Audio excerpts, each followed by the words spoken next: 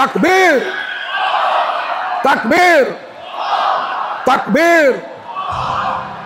Hidup amanah! Saya begitu terharu melihat sambutan yang begitu baik pada hari ini. Amanah memang menegakkan Islam rahmatan lil alamin, menolak pahaman asabiyah, ghulu, sekretarian dan pahaman-pahaman yang tidak mengena, yang dianggapkan pahaman itu kononnya pahaman Islam.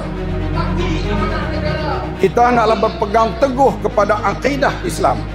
Tetapi dalam muamalah kita, kita boleh bermuamalah dengan siapa saja. Siapalah kita?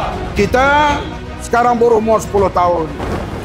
Kita cuba berbakti sekadar yang kita mampu.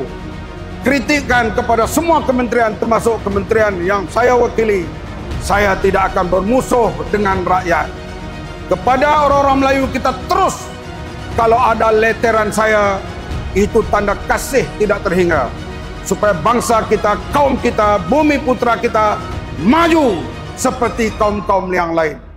Itu kehendak yang ada dalam jiwa sanubari saya dan juga kepimpinan yang ada.